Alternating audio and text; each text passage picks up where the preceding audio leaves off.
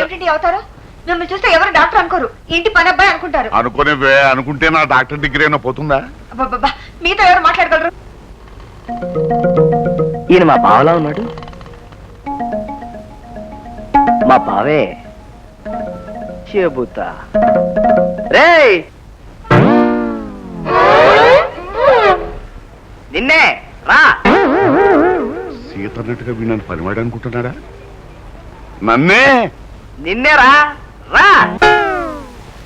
నన్ను రా అంటున్నారు తమరు. ఆగు. మా బావగారి గురించి ఇన్ఫర్మేషన్ చెప్పావనుకో, ఈ 100 టప్ నీ సొంతం అయిపోతుంది. వీడు నాకు లంచం ఇవ్వటం ఎందుకో చూద్దాం.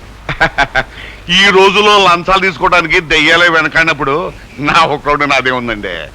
అవును, ఈ ఇంట్లో తమరు బావగారు ఎవరండి? ఇది డాక్టర్ రామ్మూర్తి గారు వెళ్ళినట్రా. అవునండి, ఆయనే మా బావగారు. ఆయన తమకు బావగారు ఎలా అవుతారండి? నీ అక్క మొగుడు నీకేమవుతాడు రా? అమ్మని మాట మాటకి వీడు నన్ను రారా అంటూ వాంచేస్తున్నాడే. బావ అవుతాండి. అలాగే మా అక్క మొగుడు నాకు బావవుతాడు కదరా. ఆ మాట నిజమేగానండి. మా ఆవిడికి అదే మా అయ్యగారి భార్య గారికి మీ వయసు లాంటి తమ్ముడు ఎవరు లేరండి. లేరని చెప్పడానికి నువ్వెవడరా ఫూల్? ఉన్నాడు. వాడెవడో కాదు, నేనే. ఏమండి ఒకసారి కళ్ళు చూపించండి.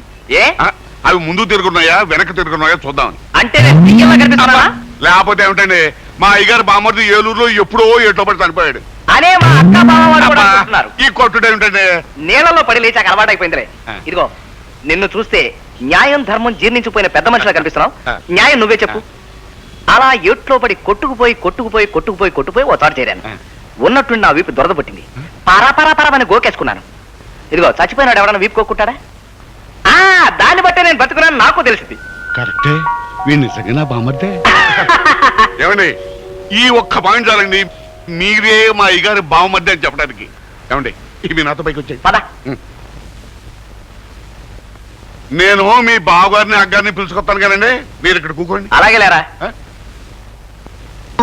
మా నాన్నేమో ఈయనన్ని దాన ధర్మాలు చేసి పాడు చేశాడన్నాడు, కానీ బానే సంపాదించాడే. ఈజీగా మనం ఇంటికలుడు అయిపోవచ్చు. చనిపోయిన వాడికి ఒళ్ళెక్కడైనా దురద పడుతుందా? ఈ ఒక్క పాయింట్ చాలు, వాడే నీ తమ్ముడని నమ్మటానికి. ఏమోనండి, నా అనుమానాలు నాకున్నాయి. నేను ఒకసారి అతను చూడాలి. వెళ్తాడు.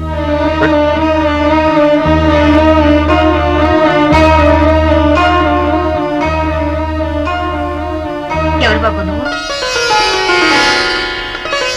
నేనక్క, కిష్టయ్యని. కిష్టయ్యవా? మా కిష్టయ్య 20 సంవత్సరాల క్రితమే నదిలో పడి చచ్చిపోయాడు కదా. నేను అలాగే అనుకున్నానక్క, కానీ కళ్ళు తెరిచాకే తెలిసింది బ్రతికే ఉన్నానని. ఆ తర్వాత నన్ను శ్రీమంతుడు రక్షించి పెంచి పెద్ద చేశాడు. ఆ తర్వాత ఏమైంది బాబు? నేనెవరినో తెలుసుకోవడానికి 10 సంవత్సరాలు పట్టింది. మన అమ్మ ఎవరో తెలుసుకోవడానికి ఇంకో 5 సంవత్సరాలు పట్టింది. అన్నేం చూసావా? ఓ, ఆయన కళని ఆయనే నమ్మలేకపోయాడు. సంతోషంతో నన్ను గట్టిగా వాటేసుకుని ఏడ్చాడు.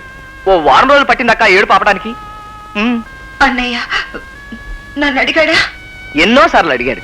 రామనామంలాగా ఎప్పుడు సీత సీత అని నీ పేరే జపిస్తుంటాడు.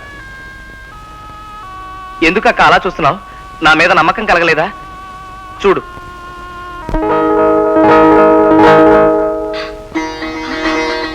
అమ్మవారి జాతరలో నువ్వు వేయించిన పచ్చబొట్టు. అక్క అక్క అక్క తమ్ముడు అక్క తమ్ముడు తమ్ముడు అక్క ఏమండి ఏమండి వీడు ఎరా మీ అయ్యగారు ఇంట్లో లేరా? ఆయన సూట్ వేసుకొచ్చేసావు. కృష్ణయ్య, ఆయన ఎవరనుకున్నావు? మీ బావగారు. బావగారా?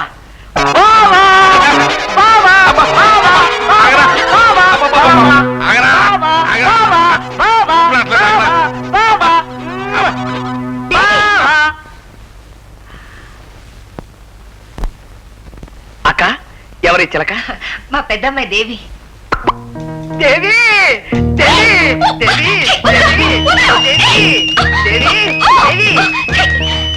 ఏమైంది నీకు? నేనేమన్నా చిన్నపిల్ల అనుకున్నావా? వయసు వచ్చిన అమ్మాయిని ఇలా కౌగిలించుకోవడానికి నీకేమైనా పిచ్చెక్కిందా? ఎక్కింది, కానీ ఇప్పుడు తగ్గింది. కృష్ణయ్య, ఏమిటయ్యాను అనేది? అవునక్క, నేను నీళ్ళలో పడి మునిగిపోతున్నా భయంతో నా గుండె చెదిరి చెదిరి చెదిరి నేనెవరన్నది నేనే మర్చిపోయాను. ఆ తర్వాత ఆ తర్వాత నన్ను పెంచిన తల్లిదండ్రులు నన్ను నిమాన్స్ లో జాయిన్ చేశారు. నిమ్మాన్స్ అంటే మానసిక చికిత్సా కేంద్రం. అదే మెంటల్ హాస్పిటల్. కరెక్ట్. వ్యాయామం వ్యాఘ్రేశ్వరరావు అనే డాక్టర్ నాకు ట్రీట్ చేశాడు.